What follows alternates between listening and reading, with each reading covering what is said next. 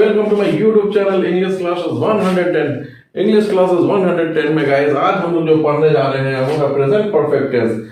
लेकिन पढ़ने से पहले गाइस मैं आपसे मैं यही कहना चाहूंगा, जो लोग चैनल पे नए आए हैं सबसे पहले जाके फटाफट से सब्सक्राइब करें, लाइक करें और शेयर करें और बेल आइकन को दबाना ना भूलें, क्योंकि बेल आइकन आप दबाना भूल जाते हैं। अगर भूल जाएंगे तो आपको समय समय पे आपको नोटिफिकेशन वीडियो की नहीं मिल पाएंगे और कहीं ना कहीं आपको जो वीडियो इंपॉर्टेंट वीडियो महत्वपूर्ण वीडियो है वो आपको नहीं मिल पाएंगे। तो गाइस आप सबसे पहले जाए, आप बेल आइकन को जरूर दबाएं और सब्सक्राइब जरूर करें चैनल को।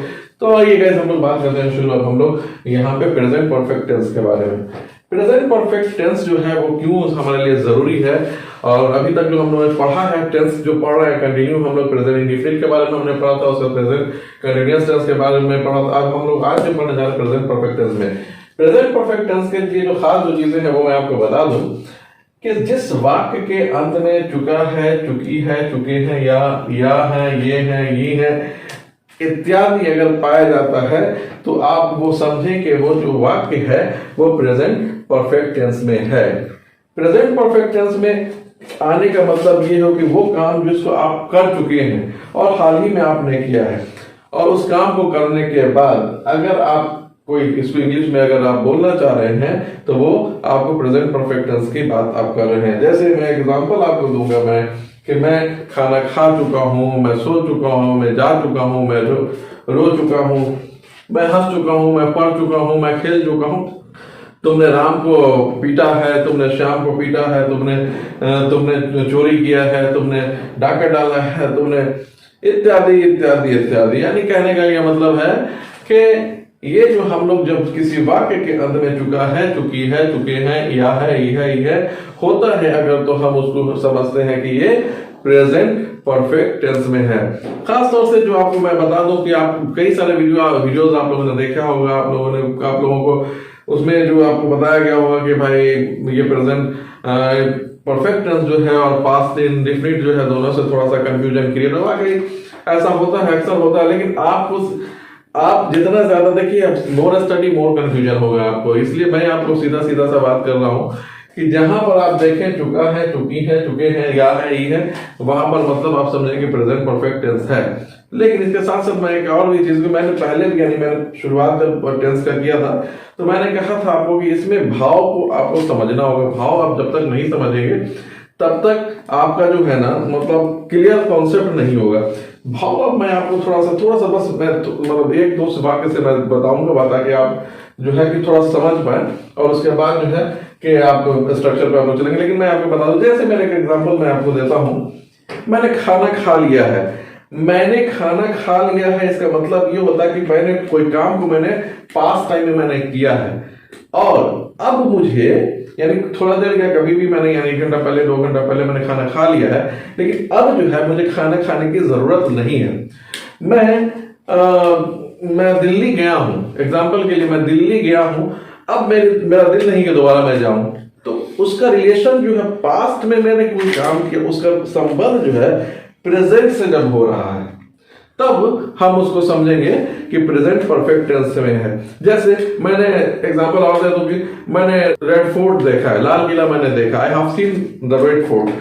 तो जब मैंने रेड फोर्ट जब देखा है तो इसका मतलब ये होता है कि मैंने पहले देख लिया है, लेकिन अब मैं जो हूं देखने का मेरी ख्वाहिश नहीं है, मेरी तमन्ना नहीं है, तो उसका संबंध पास्ट से भी और प्रेजेंट से भी है, दोनों लिंक्ड हो रहा है। इसलिए ये जो वाक्य जो होगा वो किसमें जाएगा, प्रेजेंट परफेक्ट टेंस में जाएगा। लेकिन और भी कैसे, जैसे कि गीता ने अपना पेंसिल गुम कर दिया यानी भुला दिया है। अब गीता ने अपना पेंसिल भुला दिया है तो वो डर रही है, ठीक है। तो गीता ने अपना पेंसिल भुलाया है इसलिए डर रही है। क्यों डर रही है वो, कि वो उस पेंसिल जो भुलाया गया वो पहले भुलाया गया है। डर कब रही है, वो अभी डर रही है। तो यानी उस पास्ट में किए गए कार्य का जो संबंध है वो इसके डर का, वो उसके पास्ट में किए गए कार्य का। तो इससे ये पता चलता है हमने जो काम किया है पहले, वो डर जो था पहले यानी भुलाया गया पेंसिल का संबंध जो अभी दिख रहा है आपको, तो वैसे वाक्य जो आएंगे वो सब प्रेजेंट परफेक्ट टेंस में आएंगे।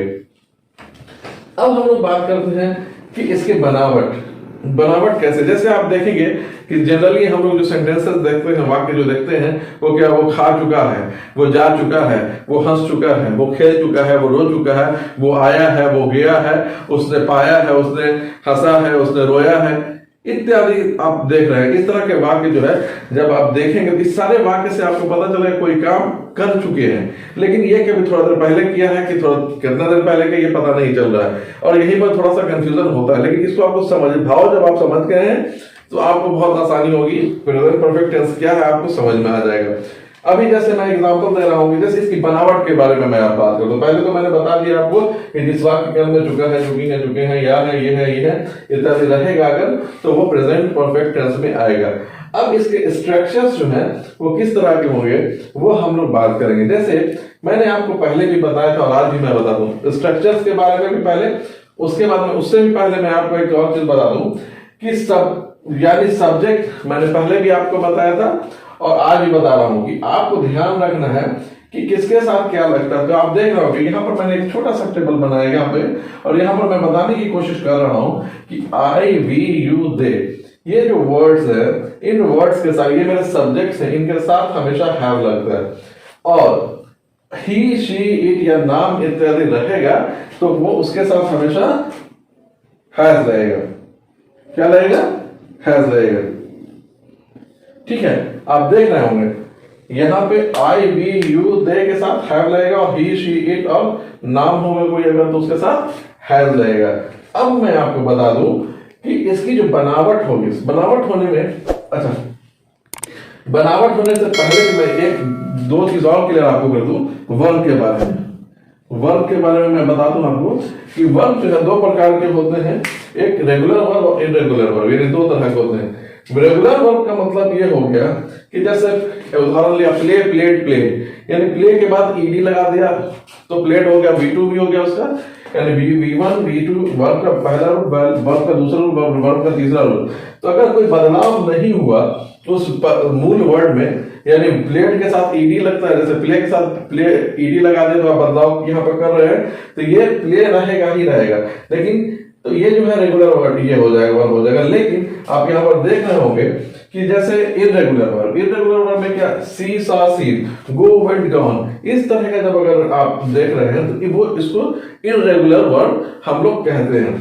तो आपको ध्यान रखना होगा कि ये मतलब आप सारे जो वर्ड्स हैं, वर्ब V1 यानी वर्ब का पहला रूप, वर्ब का दूसरा रूप और वर्ब का तीसरा रूप, तो इसको आप याद कर सकते हैं ताकि आपको जो है किसी तरह का कंफ्यूजन नहीं हो। तो वो एक चार्ट मैं शॉर्ट आपको नेक्स्ट वीडियो में दे दूंगा ताकि आप वो याद कर लेंगे, ताकि आप जो है किसी तरह का आपको कोई कंफ्यूजन नहीं हो। तो आप रेगुलर और रेगुलर वर्ब समझ गए।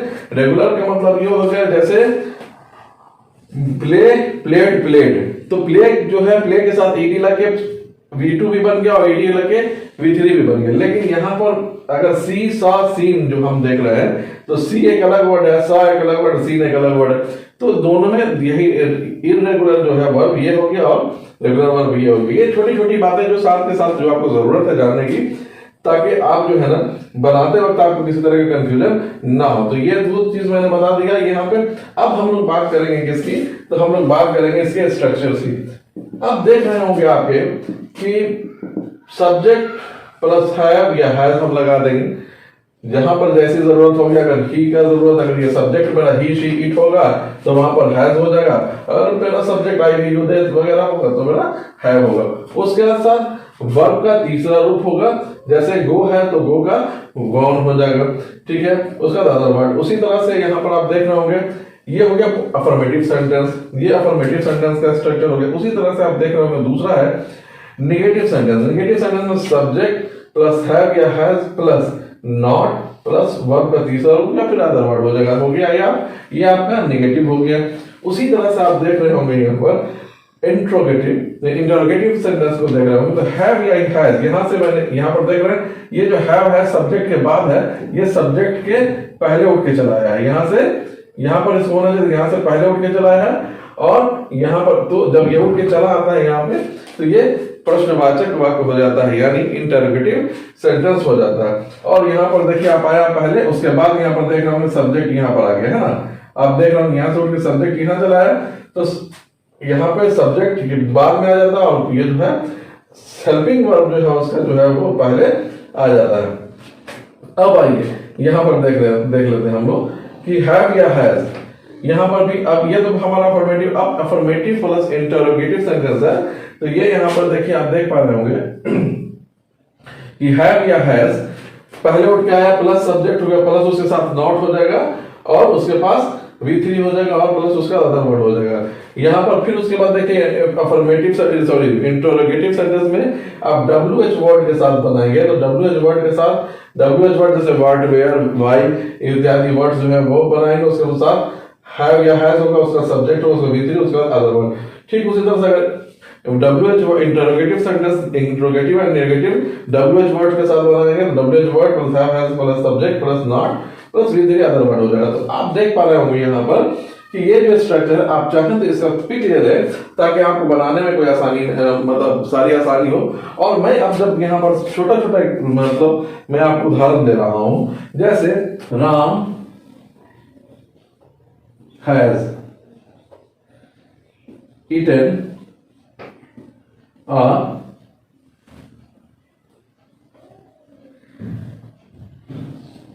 मैंगो।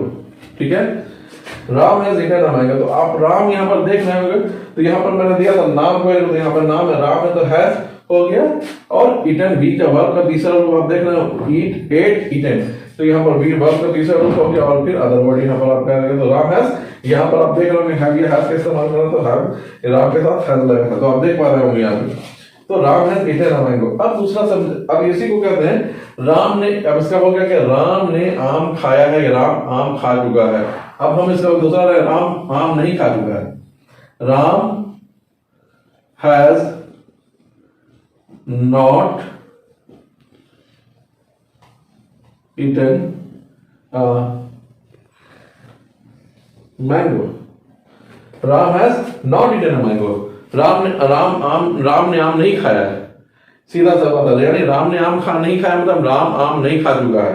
ठीक है, अब इसी को हम अभी इंटरोगेटिव सेंटेंस है। अब अफर्मेटिव सेंटेंस हो गया, नेगेटिव सेंटेंस। अब यहाँ पर कैसे होगा, has Ram eaten a mango. Has Ram eaten a mango, तो मतलब क्या राम ने एक आम खाया है। यहाँ पर क्या हो गया आपका इंटरोगेटिव सेंटेंस हो गया, ये अफर्मेटिव सेंटेंस हो गया, ये नेगेटिव सेंटेंस हो गया। अब देखिए यहाँ पर ऐसा भी तो बोल सकते हैं राम ने क्या खाया है। तो हम लोग क्या कहेंगे, राम ने क्या खाया। तो राम ने क्या खाया का हो जाएगा कि व्हाट हैज राम ईटन, है ना। या फिर हम ऐसे भी तो कह सकते हैं राम ने आम क्यों खाया है, why has Ram eaten a mango. Ram ने आम क्यों खाया है। आप देख पा रहे हैं यहाँ पर सेंटेंस कि जो सारे स्ट्रक्चर सारे के बनावट।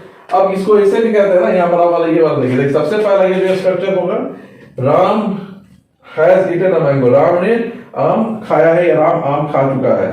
ठीक है, ये हो गया अफर्मेटिव सेंटेंस, ये स्ट्रक्चर हो गया। राम सब्जेक्ट हो गया मेरा, हैव या हैज होना था तो यहाँ पर हैज लगा, उसमें वर्ब का तीसरा रूप अ मैंगो मेरा अदर वर्ड हो गया। फिर दूसरा जो मेरा सेंटेंस वाक्य सब्जेक्ट प्लस हैव या हैज, यहाँ पर राम के साथ हैज लगा हम लोगों का और उसके बाद नॉट लगा हमारा, उसका वर्ब का तीसरा रूप लगा, उसके बाद अ मैंगो हो गया। फिर हम लोग चौथा हम लोग देखेंगे सॉरी तीसरा हम लोग देखेंगे क्या राम ने आम खाया, तो has Ram eaten a mango. फिर यहाँ पर आप देख पा रहे हो ये वाला हैव या हैज, यानी हैज पहले लगाया उसका सब्जेक्ट हो गया, उसके बाद सॉरी हैज पहले लगाया उसके बाद सब्जेक्ट हो गया, उसका वर्ब का तीसरा रूप, उसका अदर वर्ड। उसके बाद फिर आप देख रहे होंगे कि राम ने आम नहीं, क्या राम ने आम नहीं खाया है। अब यहाँ पर क्या राम ने आम नहीं खाया है, यहाँ पर देखना है। तो has Ram not eaten a mango। ठीक है, आप देख पा रहे होंगे यहाँ पे कि has Ram not eaten a mango का मतलब हो गया कि क्या राम ने आम नहीं खाया। तो आप एक यहाँ पे अफर्मेटिव सेंटेंस हो गया, नेगेटिव सेंटेंस हो गया, इंटरोगेटिव एंड नेगेटिव सेंटेंस। आप देख पा रहे हैं यहाँ पर हैज पहले आ गया, उसका सब्जेक्ट आ गया, उसका नॉट लगेगा, उसका वर्ब का तीसरा रूप है ये, और अदर वर्ड हो गया ये। अब हो गया। अब उसके बाद जो अगला स्ट्रक्चर WH वर्ड से हम लोगों ने बनाया क्या, what has Ram eaten, Ram ने क्या खाया। उसके बाद दूसरा आप देख पाएंगे, दूसरा मतलब इंटरोगेटिव सेंटेंस है WH वर्ड से, why has Ram eaten a mango, Ram ने आम क्यों खाया, राम ने आम क्यों खाया। अब हम इसको ऐसे भी लिख सकते हैं कि राम ने आम क्यों नहीं खाया। तो हम ऐसे लिख सकते हैं इसको, why has Ram not eaten a mango. तो आप देख पा रहे होंगे यहाँ पर कि जो सारे स्ट्रक्चर्स हैं, ये सारे स्ट्रक्चर का यूज यहाँ पे कैसे करना है। तो आपको बस इसमें जो है लगातार आपके पास जितने वर्ड्स होंगे उतना आप प्रैक्टिस कर पाएंगे। लेकिन हाँ, इसके साथ साथ मैं एक और इम्पोर्टेंट चीज बता दूं आपको कि इसके साथ साथ आपको वर्ब का पहला रूप, दूसरा रूप और तीसरा रूप आपको याद करना होगा, ताकि जब आप बोले उस वक्त आपको किसी तरह का प्रॉब्लम नहीं हो और आसानी से आप वाक्य जो है बोल पाए। तो मुझे उम्मीद है कि ये इतनी बात आपको समझ में आ गई होगी। और जो अगला जो क्लासेस है वो उसमें अभी एक शॉर्ट वीडियोस में मैं आपको वर्ब का पहला रूप, दूसरा रूप और तीसरा रूप भी डाल दूंगा 10-10 वर्ड करके, ताकि आप उसको देख लेंगे, जिससे कि आपको जो है आसानी हो जाएगा समझने में कि वर्ब यानी वर्ब का तीसरा रूप और दूसरा रूप क्या है। तो आप यहाँ पर आपको यहाँ पर समझ आया, मुझे उम्मीद है कि यहाँ पर समझ में आ गया होगा आपको। साथ ही साथ मैं आपको कहना चाहूंगा कि आप लोग जो भी वीडियो पर नए आए हैं, मैं चाहता हूं कि सबसे पहले जाकर वो सब्सक्राइब कर दें अगर आपको वीडियो पसंद आई है, और साथ ही साथ लाइक और शेयर करना ना भूलें। और मैं यही कहूंगा आपसे कि बेल आइकन को भी दबाना नहीं भूलें। क्यों? क्योंकि जितने भी नोटिफिकेशंस है वो जाएंगे आपको, हर वीडियो का वो आपको मिलेंगे, ताकि आपसे आप जो है इससे आपको फायदा उठा सकते हैं। और ज्यादा से ज्यादा कुछ कंफ्यूजन है तो आप पूछ भी सकते हैं, आपके लिए हमेशा मैं तत्पर हूं, तैयार हूं।